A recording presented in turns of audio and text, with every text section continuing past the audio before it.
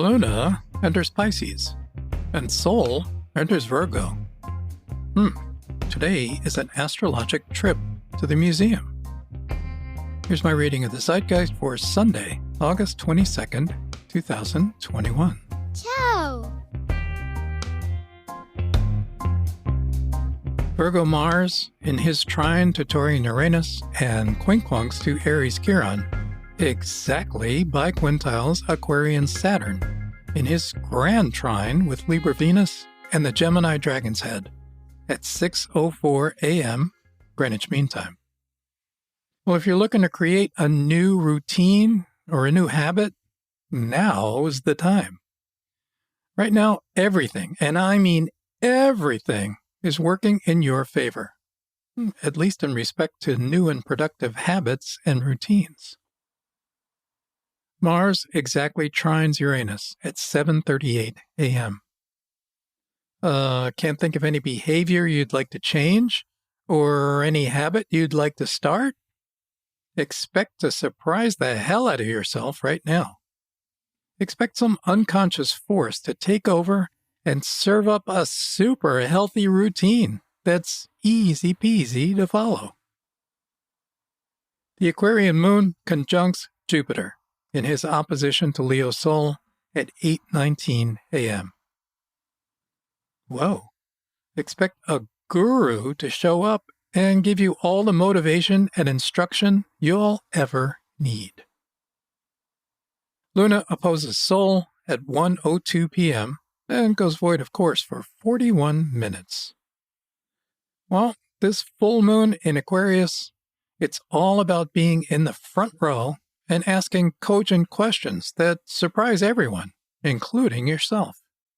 Nice going.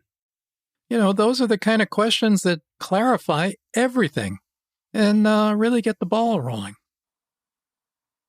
Luna enters Pisces at 1:43 a.m.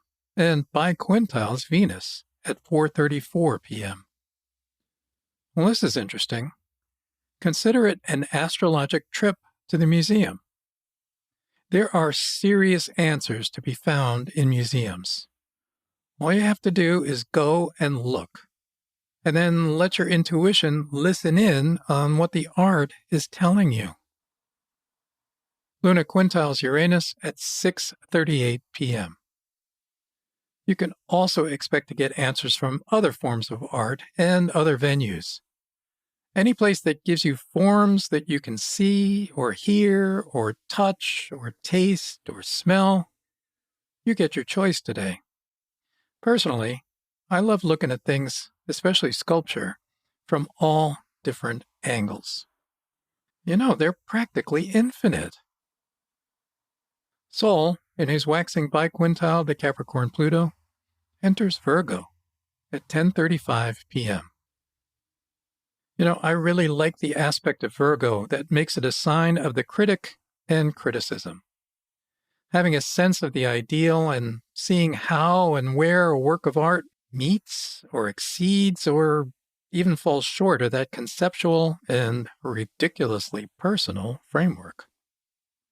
Expect to find museum going to be a particularly fruitful enterprise over the course of the next 4 weeks. And need I remind you, my art podcast, kristo.art, is one entertaining way to free up your inner art critic. Take a listen. Hey, welcome to kristo.art, the podcast for getting you high on art. This is a short episode I made especially for the Pod Buffet, and it's all about the kinds of things that art and artists can do to you when you aren't looking. Or I guess I mean when you're looking but maybe just not seeing? Whatever. If you had asked me maybe 2 weeks ago, what I thought of Claes Oldenburg's work, I would have wrinkled my nose. And not wanting to be nasty about it, I would have said that I can't see why the art world considers him such a big deal. I just don't get it. And if you're not so familiar with him and his work, he's famous as a 60s pop artist who made things like a 15-foot vinyl ice cream cone, a soft sculpture toilet, and even a canvas hamburger on a bun that pretty much looks like a silly beanbag chair big enough for 3 people. I had seen plenty of his work over the years. I mean, you just can't miss it. Just about every museum has an Oldenburg in some form or another. Living in Chicago, I saw his gigantic baseball bat outside of some government building on West Madison. I also saw his man-sized metal clothespin at the Art Institute. There's even a big public Oldenburg here in Cologne. It's a huge upside-down ice cream cone sitting on the corner of the roof of some building in Neumarkt. But I was never very impressed by any of this. Oldenburg just seemed to be repeating himself, and I couldn't see his work as anything but kitschy stuff that only the Disney crowd could love. In fact, that's kind of it. For me, his work related to art the way Disney's fairy tales relate to the more potent stories of the Grimms. In other words, they were sugar-coated, easy-to-swallow substitutes for anyone who just couldn't stomach the real thing. I was actually feeling kind of snooty and elitist about it, too. And as much as I didn't like that about myself, I just couldn't help feeling irritated by all those cutesy versions of everyday objects with no metaphoric substance that I could figure out or understand. But then one day, February 15th, 2020, I was reading a collection of essays about curating art. And I came across one that was more manifesto than essay. And it started out saying, "We are for a curating that is political, erotical, mystical, that does something other than sit on its ass in a museum." Well, that was enough to hook me right off the bat. So I kept on reading. "We are for a curating out of a doggy's mouth, falling 5 stories from the roof." It went on, and it was all such potent, beautiful stuff, just like Whitman.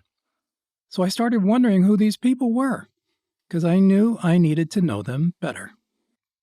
So I skipped to the end to see if I could find out. And there it was. A message. To me.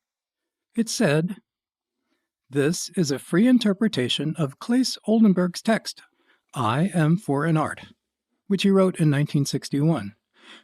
And just like that, my mind changed. I went from turning my nose up at Oldenburg to loving him in one hot New York minute.